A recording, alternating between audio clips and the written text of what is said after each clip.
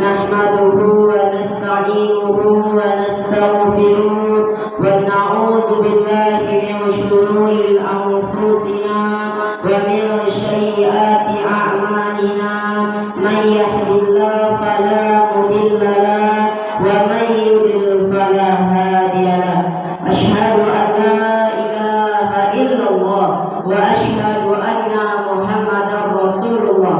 Allahumma salli ala Muhammad ya Rabbi salli alaihi wasallim. Puji serta syukur kita harapkan ridho Allah yang telah memberikan nikmat hidayahnya kepada kita sehingga kita bisa berkumpul di dalam Masjid An-Nur MTSN 01 dalam keadaan yang berbahagia. Salawat beriring salam kita junjungkan kepada baginda Nabi Muhammad sallallahu alaihi wasallam yang telah membawa kita dari alam kegelapan menuju alam yang terang benderang yang seperti kita rasakan pada saat ini. Adapun tema judul kultur kita pada hari ini yaitu tentang siapakah ahlul Quran itu. Rasulullah SAW pernah bersabda dari Anas bin Malik radhiyallahu anhu, dia berkata bahwa Rasulullah SAW bersabda, sesungguhnya Allah memiliki keluarga di antara manusia.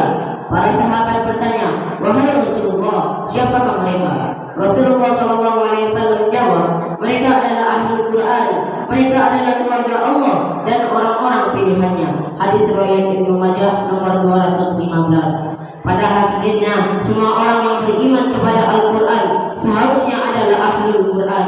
Lihatlah bagaimana Rasulullah SAW menyuruh orang-orang yang beriman agar salat witir setiap malam dengan kalimatnya, "Autiru ya ahlul Quran."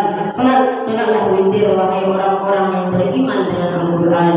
Kemudian kitab ini kami wariskan kepada orang-orang yang kami pilih di antara hamba-hamba kami.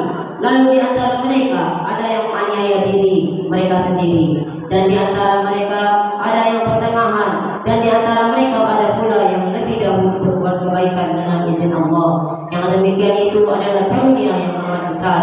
Quran surah Fatir ayat 32. Manusia berdasarkan intensitasnya, interaksinya bersama Al-Quran. Yang pertama, zalimun li nafsi, orang yang menganiaya dirinya sendiri, adalah mereka yang tidak memanfaatkan Al-Quran untuk menjadi petunjuk hidupnya, bahkan justru melanggarnya. Dua, muktasnid, orang yang sudah beriman kepada Al-Quran namun baru dapat pelaksanaan sebagian isi Al-Quran dan meninggalkan sebagian yang lain. Orang ini masih tidak konsisten dalam memanfaatkan Al-Quran sebagai petunjuk hidupnya, kadang kembali kepada Al-Quran, kadang menjauh. Kondisi muktasnid ini suatu waktu dapat berbahaya karena hanya selangkah lagi menuju kezaliman. Sebaliknya juga berpotensi menguntungkan karena hanya selangkah lagi menuju sabiqun bil khairat. Oleh karena itu, jangan jadikan muktasnid sebagai pilihan hidup.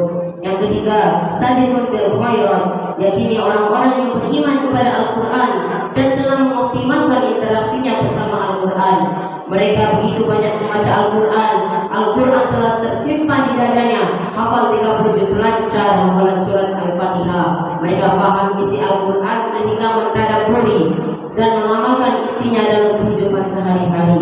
Mereka baik di waktu siang maupun di waktu malam. Namun mereka tetap rendah hati karena sadar bahwa kemampuan yang ia miliki semata-mata karena seizin dan karunia Allah yang Maha Agung. Kelompok inilah yang dimaksud sebagai ahlul Quran. Yang selanjutnya, ciri-ciri ahlul Quran. Yang pertama, selalu bersemangat dalam melaksanakan semua amal soleh yang telah disyariatkan oleh Allah dan Rasulnya. Abu Bakar dikenal sebagai sahabat yang sabar. Artinya tidaklah Rasulullah SAW melakukan suatu amal soleh kecuali Abu Bakar segera melakukannya, sampai membuat Umar diridhoi dalam hal kebaikan itu kepada beliau. Yang kedua, tidak menyia-nyiakan kesempatan beramal soleh dengan tidak menunda-nundanya. Setelah Umar bin Abdul Aziz dilantik menjadi khalifah, beliau ini beristirahat. Lalu putranya bertanya, wahai Amirul Mukminin, kapan anda akan bekerja? Beliau menjawab, nanti sore. Namun ketika beliau diingatkan, siapa yang berani menjamin nyawa anda, usia anda sampai sore, beliau langsung terbuka usia ini.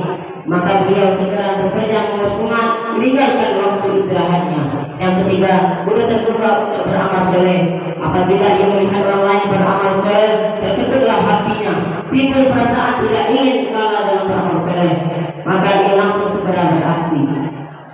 Nah, kalau menjadi ahlul Quran, syarat utama untuk menjadi ahlul Quran adalah kemauan dan keinginan yang tinggi sehingga menghasilkan aksi sebagai berikut. Yang pertama, teruslah berdoa dan teruslah berprasangka baik kepada Allah Subhanahu wa taala.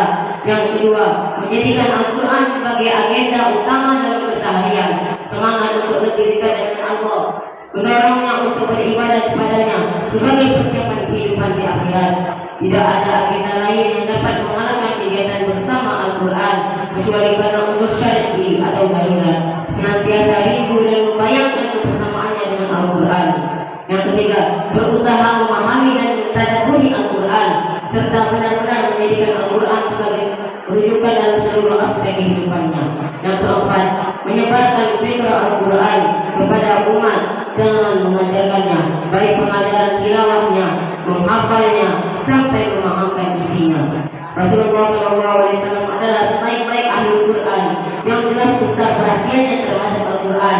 Jika ingin mendapatkan contoh nyata bagaimana Rasulullah SAW berinteraksi dengan Al-Quran, bacalah sirah kehidupan Rasulullah SAW. Begitu kuatnya interaksi beliau dengan Al-Quran, sehingga dalam hadis dinyatakan bahwa Rasulullah SAW mendapatkan sebutan Al-Quran Al-Hayy, Al-Quran yang hidup berjalan di tengah-tengah manusia.